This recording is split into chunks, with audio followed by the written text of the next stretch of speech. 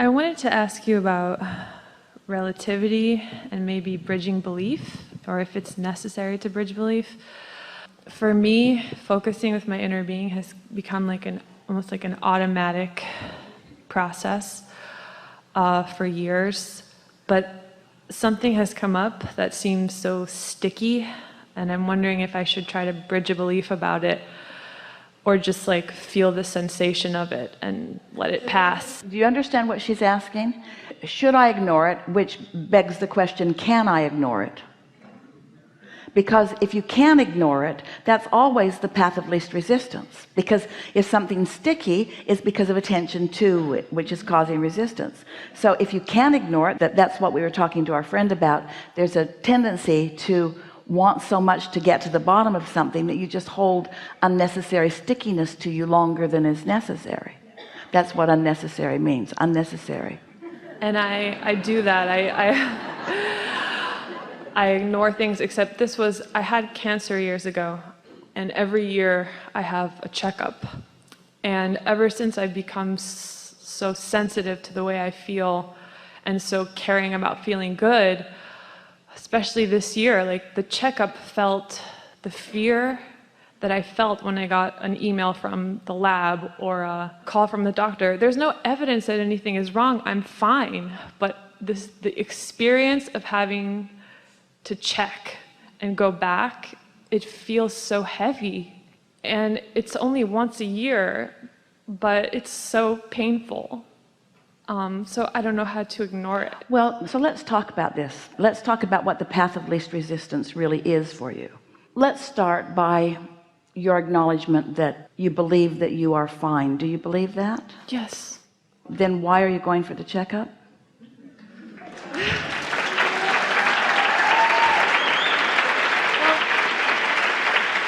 It's all right. Even though you feel a little bit of discomfort, once you go for the checkup and they acknowledge that everything is fine, then do you feel relief? Yes. So we're going to trivialize this for you just a little bit. We want you to feel the relationship, the relevance. Just let this settle in just a little bit. Esther's standing at the baggage carousel, and the bags are going round and round and round, and she doesn't yet see her bag. She's seen a lot of bags for the second and third time, but she doesn't yet see her bag. So she's feeling worried. But in the context of her life, that worry is like one little piece of sand on the beach in relationship to all the other sand on the beach. And it's easy for her to know that, even though if I don't get my bag, it won't be convenient. And if I don't get my bag, I'll have to wear what I'm wearing on the stage, and that would not be good. And if I don't get my bag, I won't have my curling iron or my eyelash glue. But when you put it into context of everything, really insignificant and not worth the worry. Well, now, something that you're describing seems to most like you'd be much more justified in your worry if there was anything to worry about that was justified. If you can put it in the context of alignment or not, rather than outcome or not.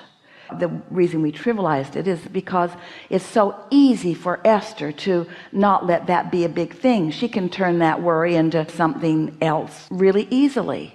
Not so with something that's pushed your buttons. In other words, when that thought came, it wasn't just dissatisfaction, it took you into terror, because thoughts are sort of where you last left them, and things sort of started that way. It starts with something that's really simple, then it led to more and more and more and more and more. It led to a path that you don't want to go down again. The question that we want to put to you is, why would you let your mind go down that path when there's no justification for worry? You have to talk yourself into the understanding and the deliberate application of what you know about the law rather than about outcomes. We're going to give you something, and we really want you to hear this. At the time that all happened, you had a different vibrational mix, and the vibrational mix that you had going on at that time would allow the perpetuation of something like that. The vibrational mix that you've got going on now would not allow that. Okay.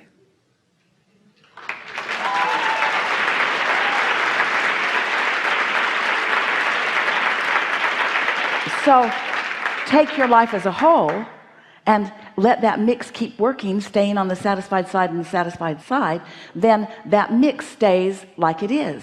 But let that test worry you, and let that be something that you think about a lot, then that mix could in time change. You see what we're getting at? Yes. It's so nice to know. And no matter what, you have control. No matter what, it doesn't matter where you are on the emotional scale, you can bring yourself back to satisfaction. We never want to make it sound like that you ever reach the point of no return. You don't. You just reach the point of harder return and more that you have to go through. You had to have a lot of experiences that caused you to launch a lot of rockets of desires. And do you know, hear this, every time you live something that you don't want, there's a counterbalancing knowing what you do want. So you're always, in terms of the spirit that you are, always maintaining that balance. You just want to do it here while you're in your physical body.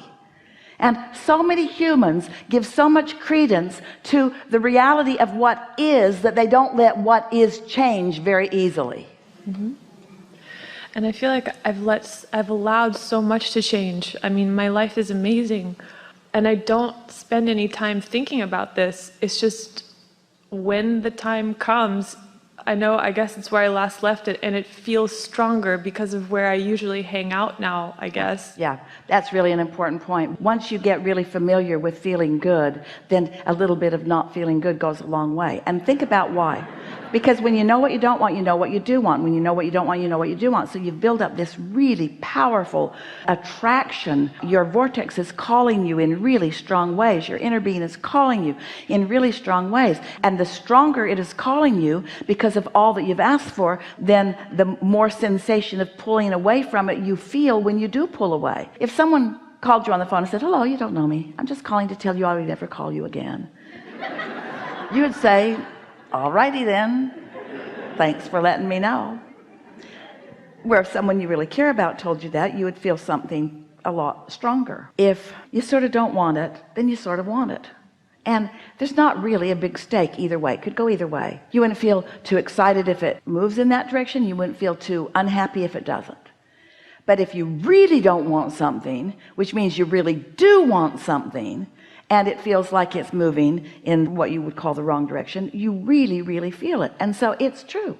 The more you hang out in concert with your inner being, the more it will be intolerable not to hang out in concert with your inner being. What you might do in the meantime, while you're feeling like you want to continue to find the reassurance of the test, you might say, "I'm going to do it, and I'm going to take my inner being along."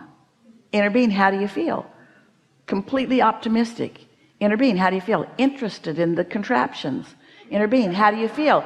Interested in these nice people that are doing this work in this place. Inner being, how do you feel? Wonderful about this beautiful day. Inner being, how do you feel? Fascinated with your magnificent body. Inner being, how do you feel? Your inner being has a whole lot that it knows and feels about you, you see. So if you're going to go, take your inner being. Don't go anywhere without your inner being. Wait, don't go anywhere without your awareness that your inner being is with you. Don't go anywhere without your inner being. That's not the right statement, because you can't go anywhere without your inner being. Don't go anywhere without your knowledge that your inner being is coming along with you. And that's why it felt horrible. You thought thoughts that your inner being didn't feel. So you invited your inner being along and then didn't hang around with your inner being. See how it is? Very clarifying, yes?